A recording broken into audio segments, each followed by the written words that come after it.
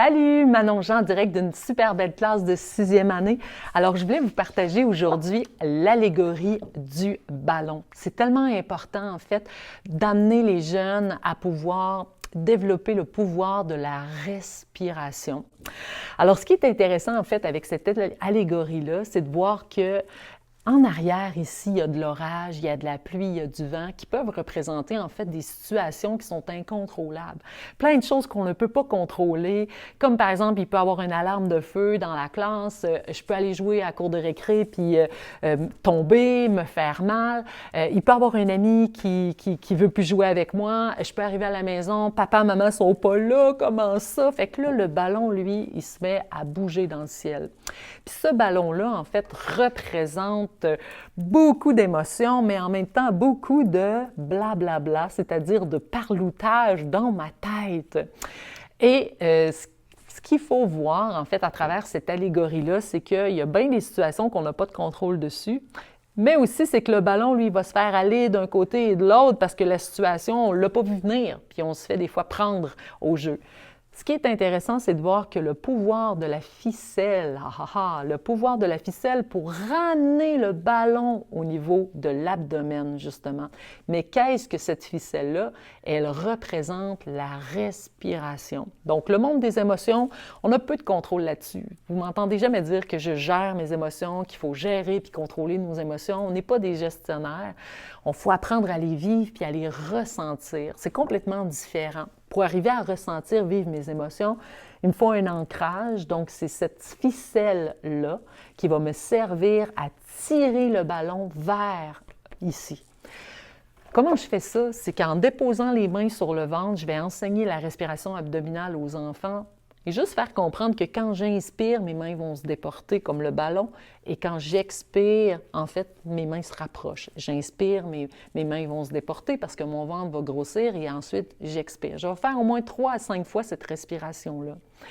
Ça fait comprendre aux élèves, en fait, que justement, la respiration, c'est comme la ficelle qui vient emmener ma planète météo au niveau de mon ventre pour me permettre d'être à l'écoute de la vraie émotion, du sentiment de l'état que je suis en train de vivre.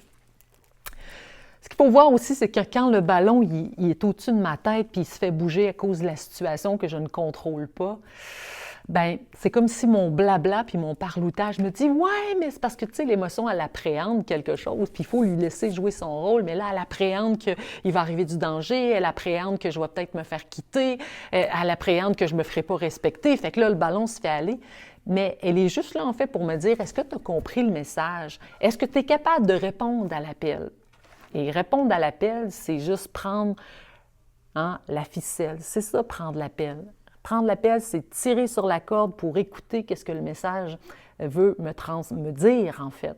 Si je ne réponds pas à l'appel parce que je suis trop sur le pilote automatique ou bien je fuis mes émotions, j'ai de la difficulté à être à l'écoute de ma météo intérieure, bien, qu'est-ce qui va arriver? C'est que le ballon va devenir de plus en plus gros et c'est là l'anxiété, le stress, où je vais sentir que j'ai pas de notion, en fait, de connexion avec moi-même parce que mon parloutage est plus grand que moi.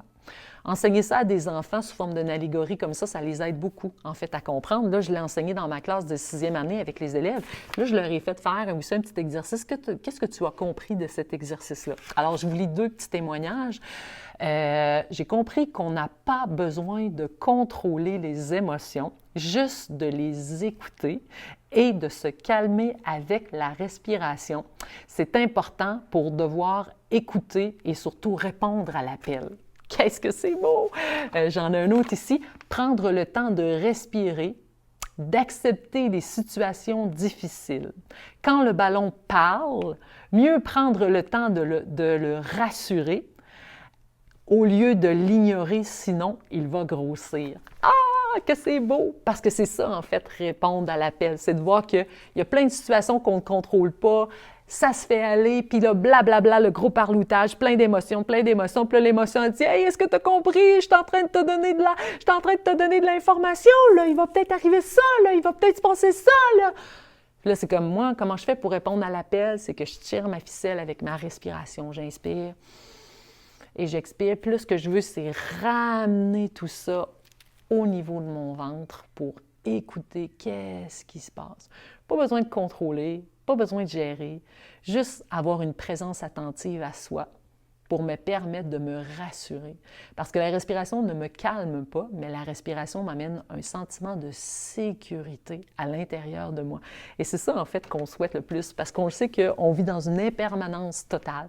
Ça bouge constamment. Et c'est pour ça que faire le pont avec la météo intérieure et la météo extérieure, c'est extraordinaire parce qu'on le sait qu'on n'a pas de pouvoir, on n'a pas de contrôle.